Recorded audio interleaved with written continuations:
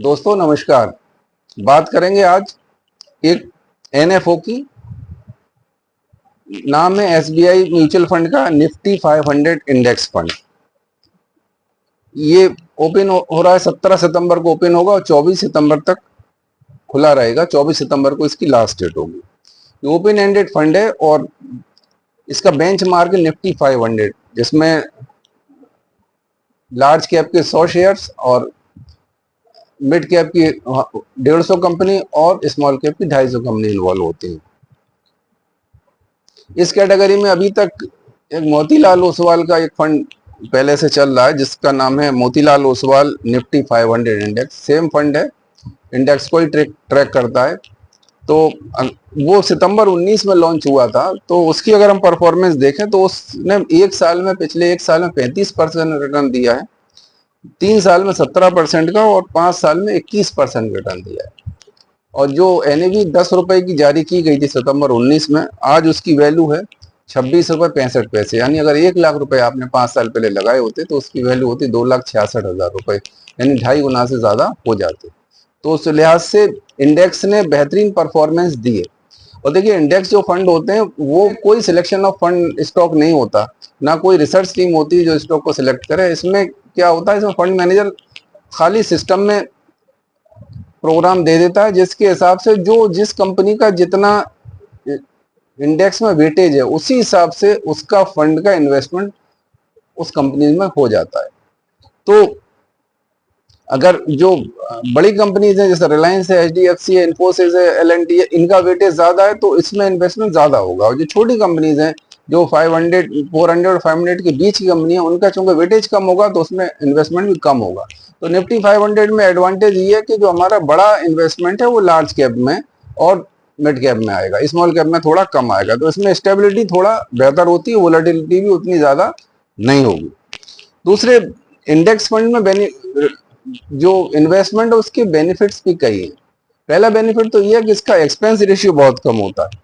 तो इसमें कोई फंड मैनेजर के साथ रिसर्च टीम नहीं होती, वो कोई स्टॉक्स पे, कंपनीज पे रिसर्च नहीं करते। वो सिंपली निफ्टी में 500 जो स्टॉक्स हैं उसमें उनको इन्वेस्ट करना है। उनको ये नहीं देखना कि ये स्टॉक कैसा परफॉर्म कर रहा है, ये स्टॉक कैसा परफॉर्म कर रहा है। 500 में है, they have to invest as per the weightage of the company in the index. दूसरा, इसमें इंडेक्स फंड्स में एग्जिट लोड ऑलमोस्ट नहीं होता है। ज्यादातर फंड में एग्जिट लोड नहीं होता। जिन फंड में होता है वो 15 दिन या 30 दिन का होता है कि इतने दिन के बाद में अगर आप निकालते हैं तो कोई एग्जिट लोड नहीं लगेगा। लेकिन अगर एक्टिव फंड में आप हैं तो एक्टिव फंड में 1 साल से पहले नॉर्मली अगर कोई पैसा विड्रॉ करता है तो उस पर 1% का एग्जिट लोड लगता है।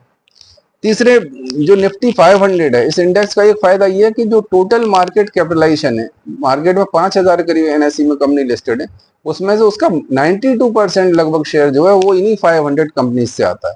तो आपका जो इन्वेस्टमेंट है वो लगभग देश की जो टोटल इकोनॉमी है उसके 90% पार्ट में हमारा इन्वेस्टमेंट हो रहा है। और दूसरे, डाइवर्सिफिकेशन इसमें सबसे बड़ा बेनिफिट है कि इसमें 500 कंपनीज में हर सेक्टर की, हर फील्ड की ज्यादातर कंपनियां इसमें इन्वॉल्व हैं। तो जब इसमें इंक्लूड है ये कंपनियां, तो हमारा अगर 1,000 रुपए भी हम इन्वेस्ट करेंगे तो उसमें से कुछ ना कुछ पोर्शन, 1 रुपया, 2 रुपया, 4 रुपया, वो किसी हर कंपनी में जाएगा ही जाएगा। अगर रिलायंस में 5 रुपए जाते हैं तो छोटी कंपनी में 50 पैसे भी जा सकते हैं, 10 पैसे भी जा सकते हैं, लेकिन हमारा इन्वेस्टमेंट 500 की 500 कंपनियों में होगा।